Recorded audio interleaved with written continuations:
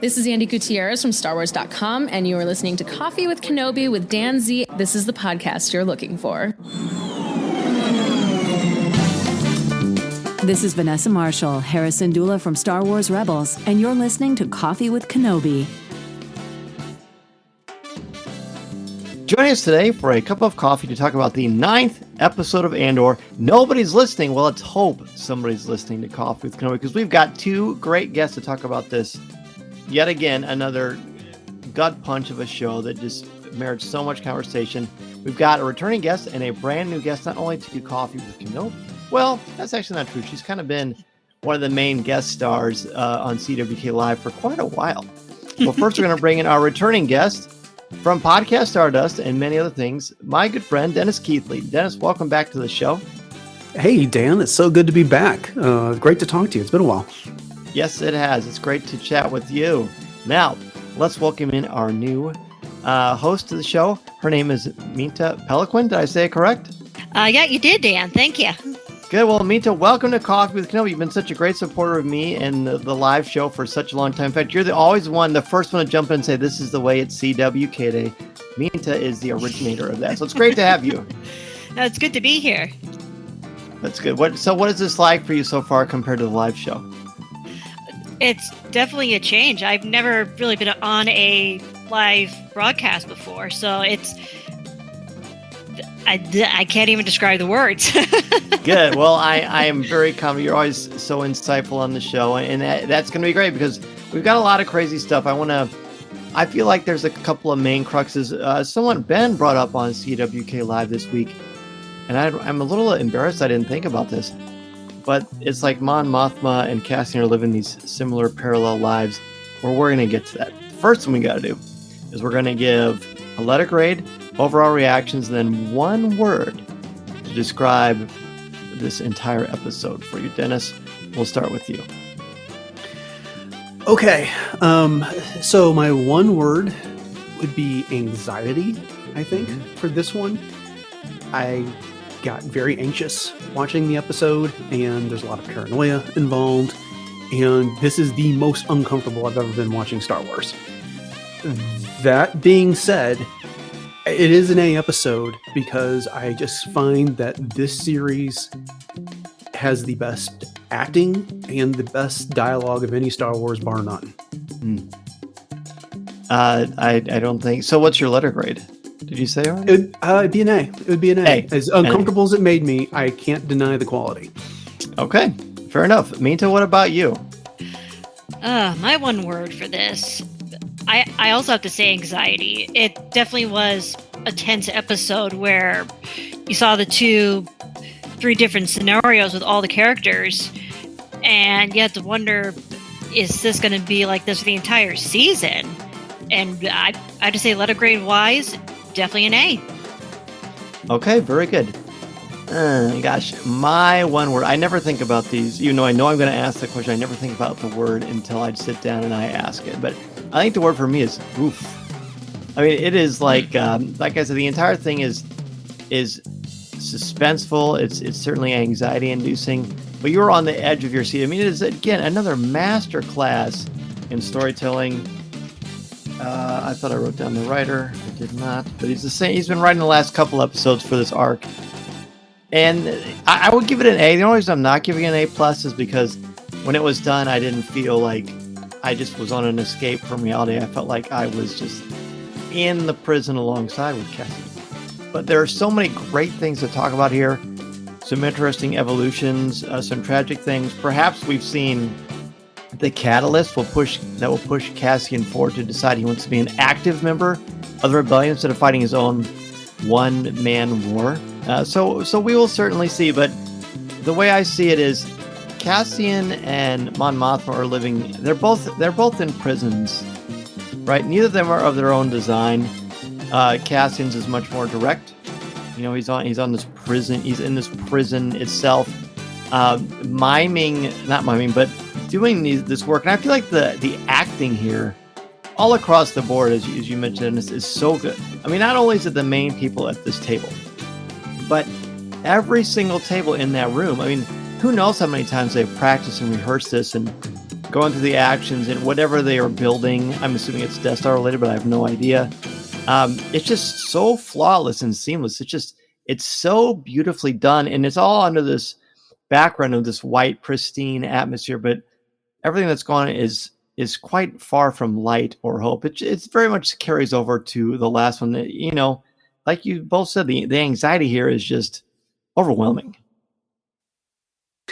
It is indeed. And if you're just focusing on the prison here, you've got these people who are isolated in a community, and they've got a shared grief. They've got a for lack of a better word, they've got a shared trauma that they're going through right now, which is they spend 12 hours on the floor. They spend 12 hours in the room.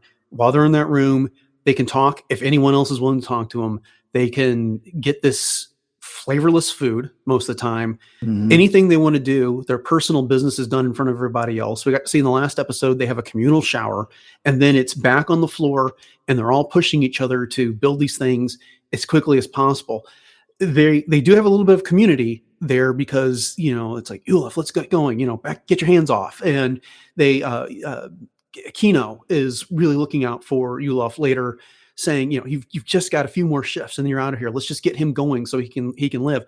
But Cassian calls it. Nobody's listening. The Empire doesn't have to care about these people. They put them in a situation that is bleak. They've given them a false sense of hope by their little countdowns in their cells. But Cassian knows it. This is all one big false promise that they're working towards. And it's tragic in that regard. Absolutely. I mean, the Empire doesn't see them as people. They see them as numbers. It's not too different from the real world where, like in retail, you're a number, you're not a person. And for these prisoners, you know, they think they're getting this great deal. Oh, you know, we work a few hours for a while, we're going to be out. No, you're just going to be in an endless loop until you die in this prison. You're never going to get out. You're never going to see anybody again. You're basically nothing. And it's really something. I think that really plays out at the end too. When let's see, what is the name of the older gentleman? I know I wrote his name down. Ulaf, Ulaf.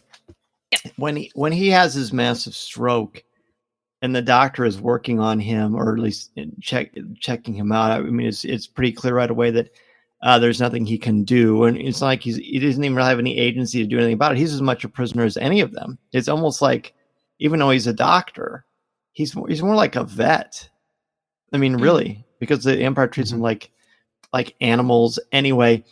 And he, you know, Cassian says, call him by his name, and he says, don't tell me his name. Don't tell me. Like, he doesn't want to know. He's completely trying to disassociate himself from this emotional weight that is going on. But while that's also going on, Cassian starts to have like this plan, and it's super unclear. He just goes over this panel, like he says, you know, what does he say? He doesn't say he's on a break, but he says he's like going for a walk or something like that. Did anybody catch what he actually says? Oh, so I'm going for my run or something like that. Yeah. Or a break like or something. Yeah, something like that. Oh yeah, he does say, I'm taking my run. So he goes over this panel and he opens it up and he's got this saw, and he's like sawing this pipe to one end. I mean, it must be somewhat escape related, because he's talking to this other gentleman that's at a table by that hallway, and everything is so clean and sterile. They want to keep him healthy because they want him to keep working. But then again, if they die, they'll just bring another person right in. And there's this great like detective work where they're bringing a new prisoner and they have everybody assume program, put their arms up, and then they make note that whenever someone touches that, like the railing, they're not getting shocked. So then they decide, we're going to jump up here and let's go now. But then they don't. And, you know, I feel like the great thing that Star Wars does is there's little things that obviously happen that we are not privy to see. But it is definitely setting up the fact, like throughout this whole thing, I never feel like Cassian loses hope, even for a little bit. So I you know, I'm sort of torn on that. I guess he's such a fighter and he's been through so much that does make sense to me.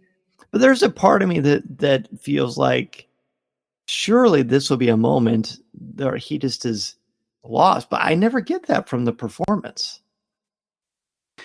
He's always playing an angle on this. He's always observing. We got to see how many episodes was it when they were in Aldani and they're planning the heist, and he was able to name off which hand everybody uses, and just by being observant. And then later, when people were starting to get cold feet, he was pointing out it's always toughest the day before, and everyone's getting cold feet. Yeah, I'm afraid. You're afraid too, but don't let me be the excuse for when we're going in there. He's very good at reading people. He's very good at picking up on details in a situation, and he works on Kino throughout this episode. You've only got 216 days left, I think is what it was when they're talking in their cells. How many guards are on each station?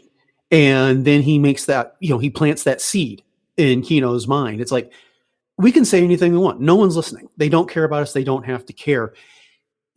Cassian is always looking at a plan. He's always looking for a way out of there.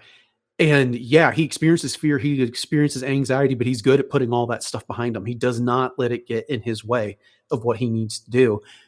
Contrasted with Kino, who, as he realizes his opportunity to get out on time over the course of this episode is starting to slip away, he breaks down and he starts taking it out on the other men.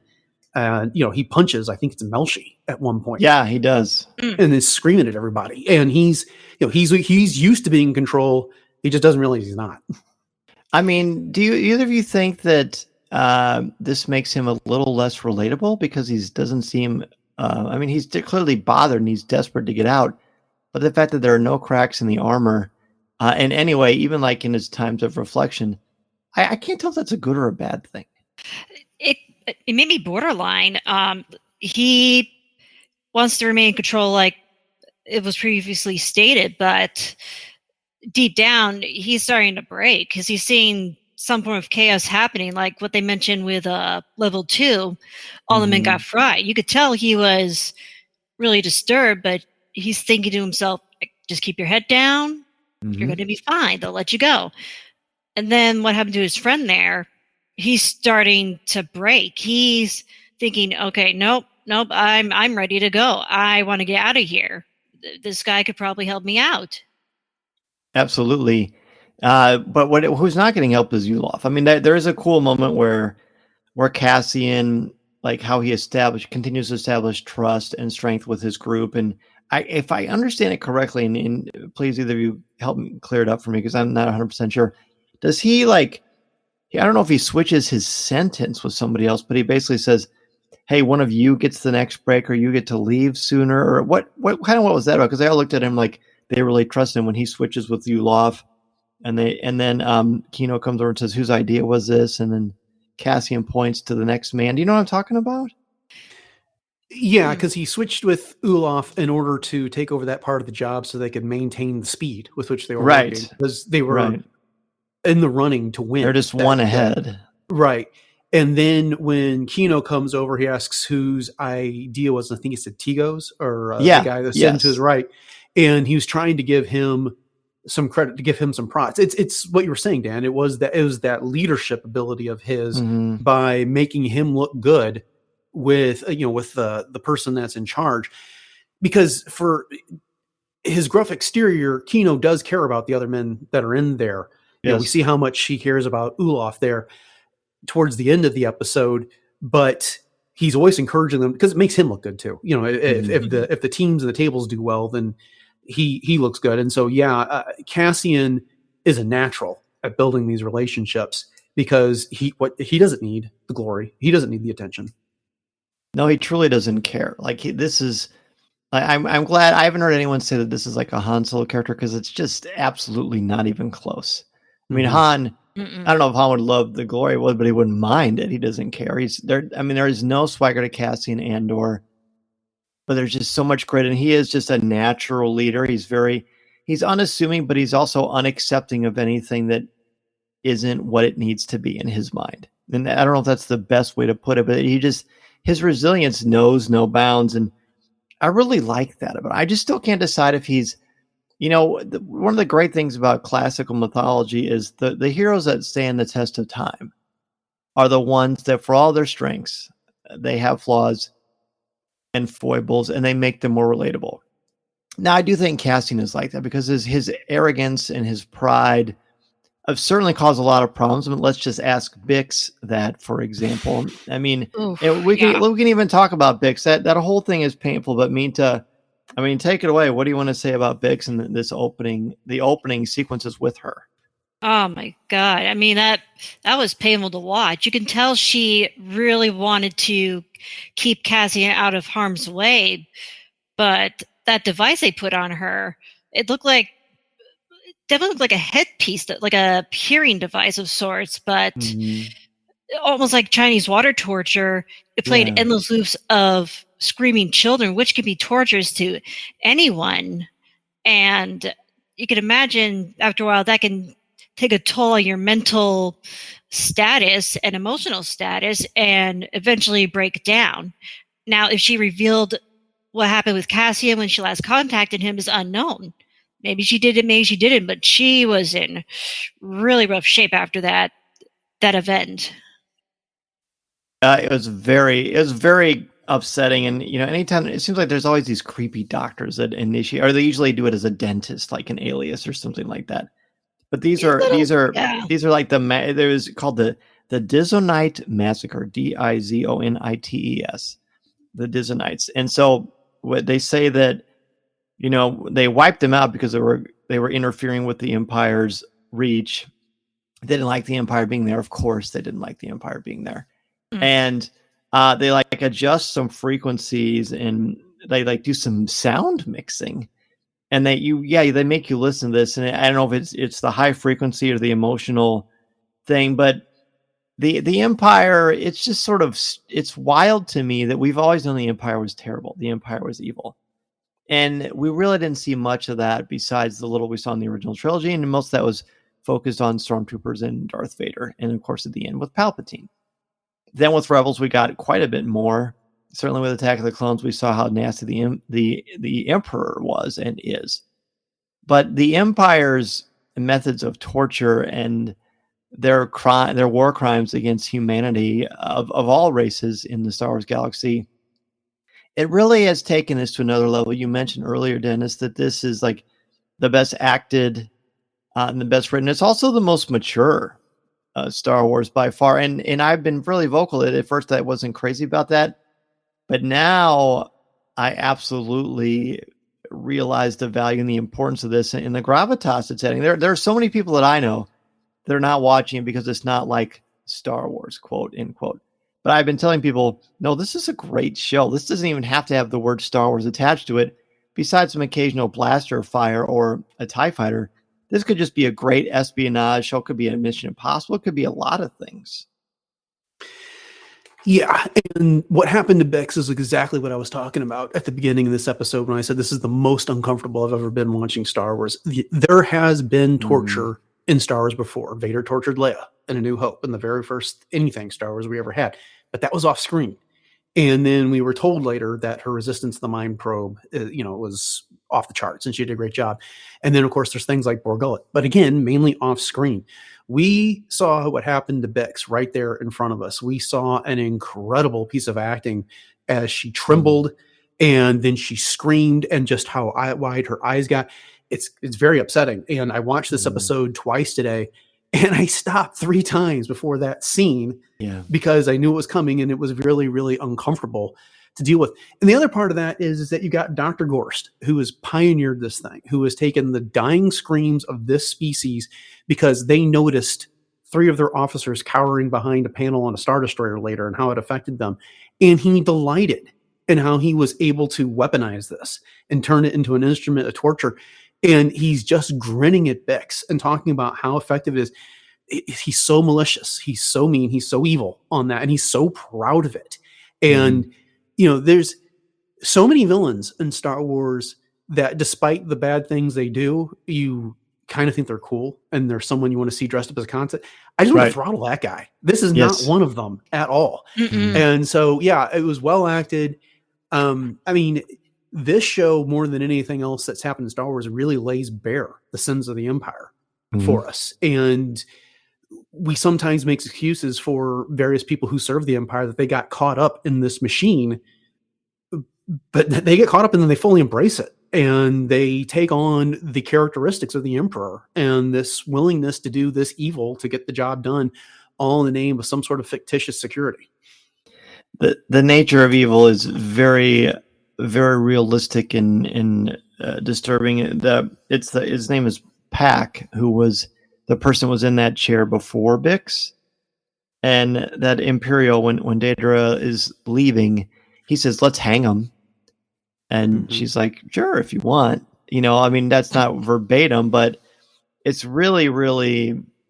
It's just rough, but then again, in the same breath, it's just really compelling. But so is all the stuff with Mon Mothma. I do want to talk about her. We didn't talk about her enough last week, but I think she's really cool and captivating. I mentioned earlier, she's very much in a prison, in her own way. In fact, when Vel comes to visit, which was a cool surprise, she even comments on, you're just all trapped here in your own little box.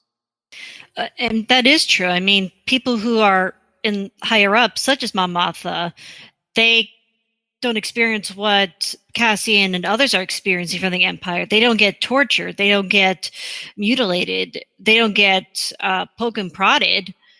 They only see, their wealth being distributed to the Empire, and they don't understand what's happening with the citizens down below. I mean, that's what happened with Padme in one of the earlier Clone Wars episodes. She got a chance to see what was happening on Mandalore, on the outskirts of the planet. These people were suffering while they were living in luxury, eating all this good food, living in comfort, having a roof over their heads. Unless they were on the battlefield themselves, they have no idea how bad the situation is. My favorite part is when Vel gets some good zings in at Mon Mothma's husband. And, again, we see the interplay with her unusual family or uncomfortable family dynamic, because the whole thing's uncomfortable. But my favorite shot, I think, in this episode is when Vel leaves and the camera pans back and Mon Mothma is just standing there by herself, like as a silhouette, and you just see this beautiful ornate goldenness design of where they live on Coruscant, and she's standing very regal and with her head up, but she's all alone, and it's just cold. It's cold and emotionless, very much like Narkina 5. And I really thought that was a powerful way to showcase her veritable prison, even though there are no specific bars per se, and how she is feeling that based on her conversation with her cousin too. Mm-hmm. Yeah, I may have missed it before. I did not realize that she was cousins with Vel into this episode, and maybe that wasn't supposed to be revealed. That was the new reveal here, yes. Right. But one of the other similarities was to Cassian's situation is when they're in that prison and the various prisoners are doing that sign language across the tunnels, and they're getting imperfect communication. And then Vel is standing in Mon Mothma home, and they can't have an open conversation. They are trying to talk around things. They can't mention Luthen's name. And so it's a little unclear, who is Vel spying for? Is it Mon Mothma or Luthen in this case? But Mon Mothma keeps imploring Vel to take some time off, to pretend to be the spoiled rich girl, to set up the facade to protect herself. But all along, they communicate, but they don't say everything that needs to be said between them, just like what's happening in that prison. Right. That's absolutely right. And I love that. I love how, we don't know how they learn to communicate per se, but when I saw the last week's episode, I thought that he's been doing those actions in that factory so much that he just can't stop himself, like something like a nerve thing, almost like nerve damage and some sort of psychosis. But now you start to realize it is actually communication, which the Empire wants to shut down. Andy Serkis's character very much says, Kino, he says, it takes a week for information to get down here. So that's the part where you've got to believe that Kino believes something is amiss, because this is a fictional universe where you can pull up a hologram and talk to somebody across the galaxy, but they can't get information around here on this planet unless, the steel or whatever is going on is so thick that they can't communicate with the radio waves or whatever they have at their disposal. But I really enjoyed, all that being said, I really like seeing Kino, the cracks in Kino's armor slowly breaking down. And part of it is the title of the episode, Nobody's Listening. And they even put an exclamation point in the title of the episode, which I really like the touch of that. But he says, do you ever think about escaping? And Kino threatens him, but it feels like an empty threat. And then he basically wants to say, how many guards on each level? Is that what he asks? Yeah. Yeah. So let's talk about Kino. To me, one of my new favorite characters so far, although he hasn't done much yet. I just love seeing how he is slowly starting to realize everything I'm doing is not only for the wrong reasons, but it's not doing anything for me. And it's hard to really look in the mirror like that when you've been trying to fight for something that you find out doesn't exist. Kino is a new twist on that old trope of I'm 3 days to retirement that the police officer goes through, like right before they get shot and die. They got 3 days left. We've seen some movies, except for Kino is looking out. I've got 200 days before I get to get out of this prison. And he's not willing to let anybody get in the way with that. And so when Cassian's asking him about, how many guards, he's like, not answering that question. I'm not getting involved in that. I am not doing anything to ruin my chances of getting out of here. And then when those rumors start coming up about something going on level 2 on the far side that they can't see, it's a tunnel that's on the far side. That's why all those hand gestures are so desperate. And he's so desperate for that to be a false rumor, because if something's going wrong on level 2, then that jeopardizes his opportunity to get out of there. And then naturally at the end, when the medic, who's a prisoner himself, saying, Cassian is like, no one's getting out of here, right? And he's like, yeah, nobody's getting out of here. A guy that was on level 4 showed up on level 2. They figured it out. They had to kill everybody. And so Kino's hope just gets completely destroyed. And so he goes ahead and he answers that question. What he's been living for and threatening and ruling his room with an iron fist just got wiped out. And so now now he's willing to help, because what has he got to lose? Well, we're cheaper than droids and easier to replace. Yeah, that's a harsh line. Yeah, harsh. Talk about that. I mean, you think about it, droids are more expensive to replace because you have to find the parts, you have to find the wiring, find the people to do it. People, on the other hand, they age out. Like what happened to Kyo's friend there. He aged out. He had a stroke because he was overworked. And all they have to do is just replace another body with another body with another body with droids. Unless you have the dough, it's impossible. So what's going to be more cost effective, dumping a droid or dumping a person? From their perspective, person is nothing. Droids are more valuable than a living creature. And they're programmable. Exactly. Which also makes you wonder why they discontinued the clone program. But I guess, Well, and to Minta's point, how did Cassian end up here? He did nothing. He had no due process. He was in the wrong place at the wrong time, and he got charged and then sentenced. There was no due process and all of that. And so it's cheaper than ever to get human labor in this prison, because you just pull someone off the street, charge them with anything, and under this PORD that they've been talking about with the Empire, all the sentences are magnified. You throw them in there for 6 years, and as they get towards that end of that 6 years, if they make it that far, they don't actually get out. You end up just recycling them through this program and potentially on the other side of the block so that no one recognizes them and word doesn't get out. This is exactly what Luthen was talking about when Mon Mothma confronted him about, you want to cause, this is going to cause suffering. He's like, that's the idea, because this suffering is getting more people aware of what the Empire is doing. And then Deidre was exactly right. The Empire played right into Luthen and the Rebellion's hands by going to these extremes. And, to borrow a line from Rebels, this is the spark that ignites the rebellion across the galaxy. Well, Val even says, because Mon Mothma says, what have we done? And the first time I watched it, I didn't quite make that out, but I usually try to watch it the second time through with closed captions because you pick up some of the nuance. And when she says, "What have we done?" and she's like legitimately like scared. And you don't typically picture Mon Mothma as scared because in Rebels and in Return of the Jedi and in Rogue One, all you see is like this fearless, stoic, steadfast leader. But seeing her humanity is pretty great.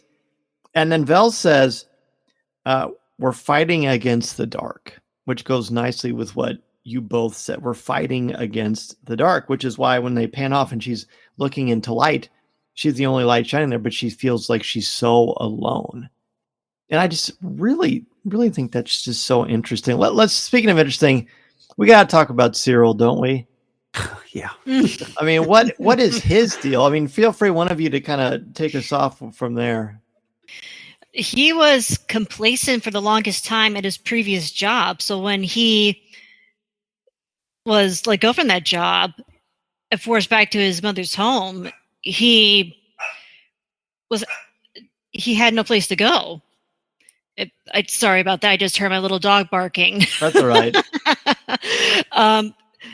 And to have his mother have him look for a job and ending up at the bottom of the barrel to work his way up, he feels like he's not justified. And I think he's slowly, in his own way, realizing something's not right here. Why am I being treated like a nobody? It isn't until he gets noticed by Daedra. Is it Daedra? Mm-hmm. Daedra. Mm-hmm. That he's starting to feel valued again, but I think he's getting a bit of a creepy stalker vibe from this past episode. It's like, no, no, a creepy stalker, obsessive. That could go either way with him at this point. Oh yeah, it's like the fan fiction is just writing itself, isn't it? Yeah. Creepiness runs in that family. Yes, because the mother is saying things to him like, what is the return on my investment? You're disinterested in me could have caused me to lose hope and break down and not be involved. And here I am. I had faith in you. What's the return on my investment? And so he finally says, well, I got this promotion. But then later, he shows up and completely steps out of the shadows to intercept Agent Miro there. And she's like, what are you doing? And then she tries to leave and he grabs her arm.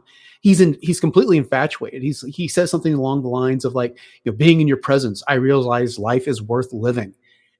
Coming out strong there, Syril. Yeah, that's not a good opening line at all. I mean, it's one thing you say it to your spouse, line. but she turns around and says like, you have any idea how much trouble you're in? If you do this again, I'll throw you in a cage in the outer rim. And frankly, she should have done it because he's lost it. I had some hope for that character, but it all vanished in this episode. He completely creeped me out. Yeah.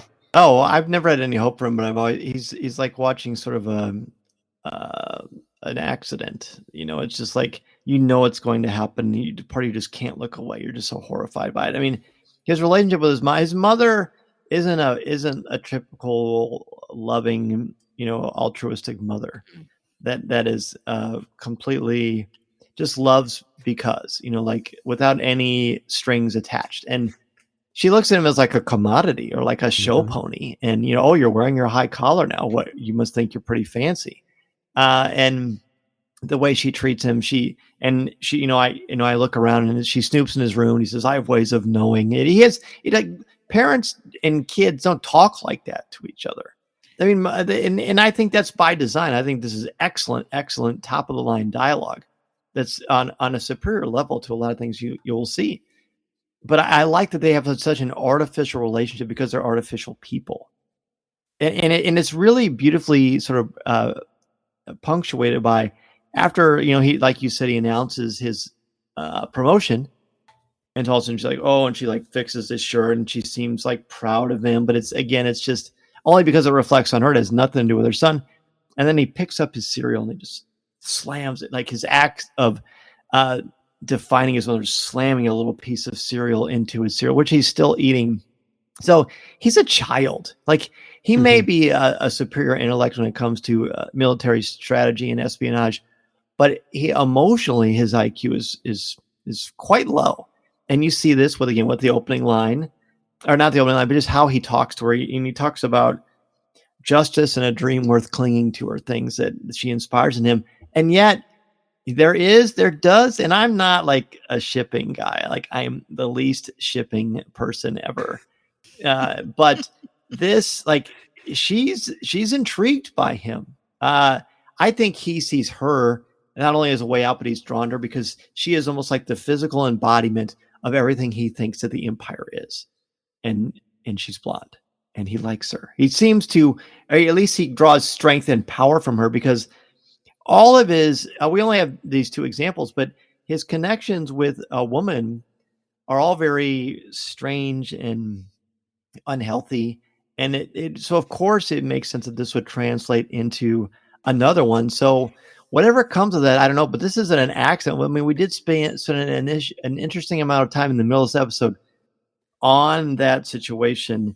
So, because I literally wrote down ambush and flirting, ... question mark. He's bad at it. Yeah. No, He's so bad at it. He is bad at it. That He is not my idea of flirting. That is No, it's not. that's like Law and Order SVU special space investigation right there. Yeah. Ugh. And on top of that, it's right. It is the guy who doesn't know better who is approaching her. She is what he wants to be. He wants to be in the ISB. He wants to be the one tracking down these rebel groups. He feels like he's not being listened to by anybody, and she paid him a little bit of attention, and therefore he's worshiping at her altar, so to speak. And he's not taking the hint that she had a job to do, and her attention should not be interpreted as anything other than what it was, a means to an end. She had information that she wanted. He had it. She interrogated him, and he called it an interview and a conversation. She said, that's not what this was at all. And so, and he's desperate to fulfill this fantasy that he's got of someday being the man that's cuffing Cassian Andor and bring him in for imperial justice for what happened to those two security officers that harassed Cassian at the beginning of the series. It set this whole thing off. And he doesn't get that nobody else is buying into this fan fiction of his, that he's, this fantasy of his that he's set up. It's great. It's great. I said earlier in the month or last month, this reminds me of Battlestar Galactica. It's just got great science fiction, political espionage level drama, and it's just absolutely scintillating to watch, and it's very squeamish, but yet again we can't keep our eyes off it because it just so well done and executed. There's a little bit of a side thing here with they captured a rebel pilot who's using a stolen Imperial masking unit. That's kind of how Data is trying to track down whatever Cassian is doing. That whole notion of them hunting Cassian down to kill him is just sort of gone by the wayside because nobody's really available to do anything about it because other things have risen up.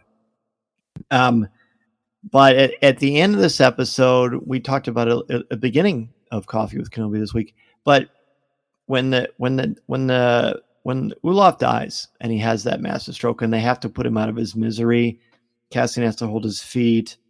Kino has to hold him up above, and they're asking, and that's when they find out, look, people were released on 4 and there was a mistake and they were back on 2. And rather than fix it or whatever, they just kill everybody. We're not. And then he's like, we're not getting out. And that's the moment when Kino snaps and he just looks at the doctor and he's just angry. And Andy Serkis is just a tremendous actor, another level of acting. And that's when he is like, I'm not getting out. All of this was for nothing. I have wasted my life. And instead of being upset and like curling into a ball, he's Cassian says again, how many guards? And he says, no more than 12.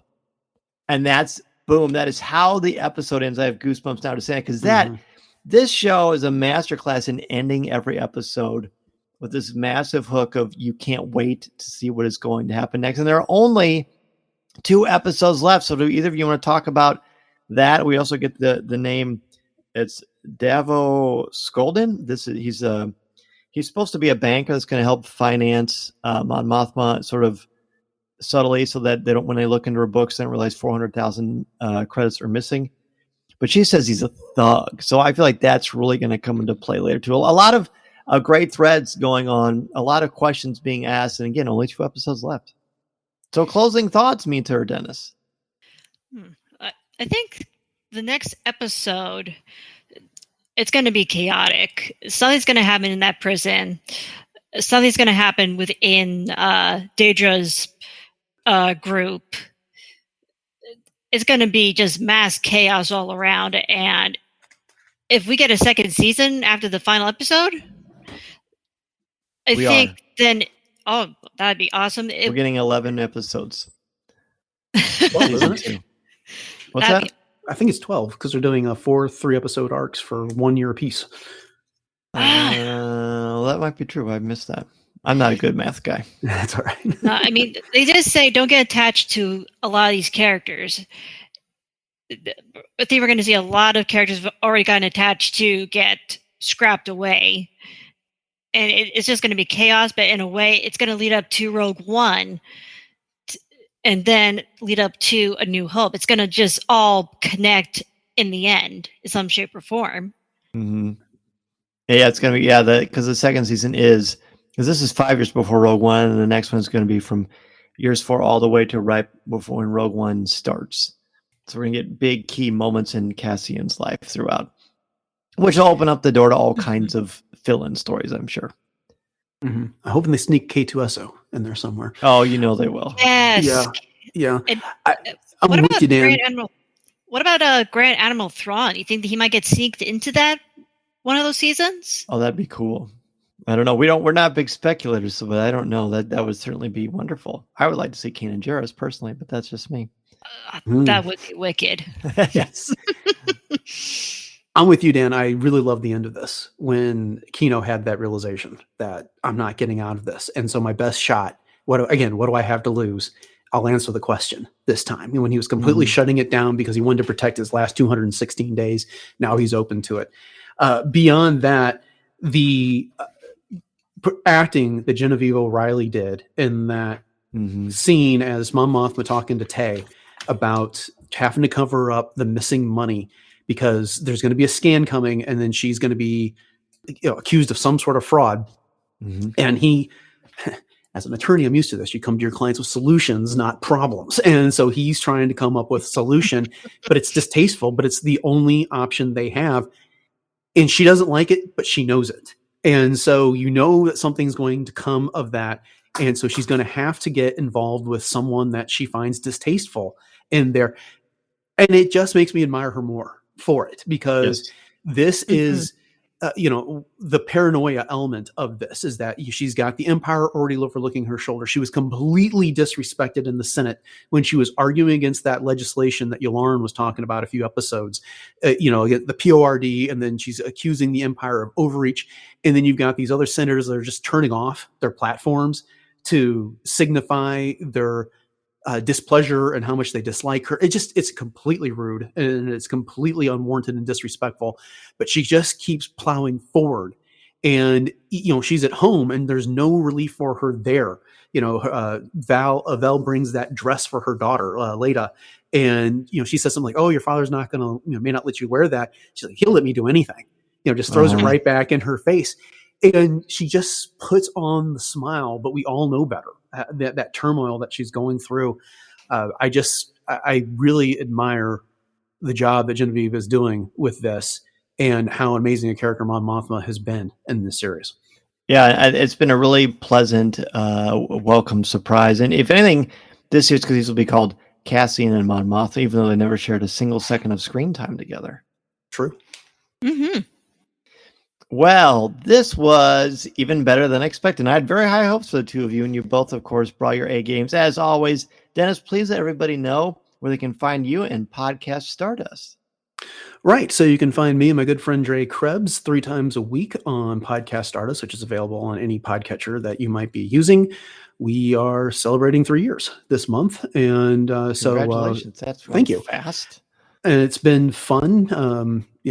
Dan, you were invited me on to Coffee with Kenobi, which is the first podcast I was ever on. And here I am all these years later, having done 2 shows. And so here we are. But if you want to catch us with us on social media, pretty much all the platforms. We're at Podcast Stardust. Love it. And thank you, Dennis, of course, as always, for being on here, for being such a good friend. Absolutely.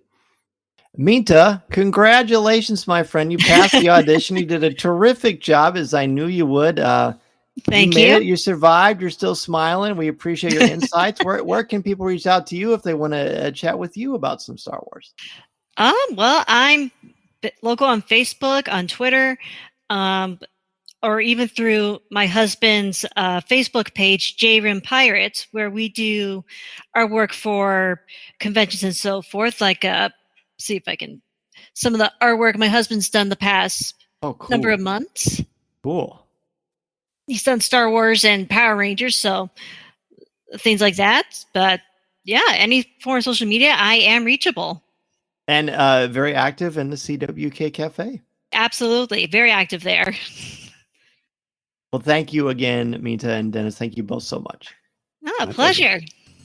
This podcast is not endorsed by the Walt Disney Company or Lucasfilm Limited. It is intended for entertainment and informational purposes only. The official Star Wars website can be found at www.starwars.com. Star Wars, all names, sounds, and any other Star Wars related items are registered trademarks and/or copyrights of Disney and their respective trademark and copyright holders. All original content of this podcast is the intellectual property of Coffee with Kenobi unless otherwise indicated.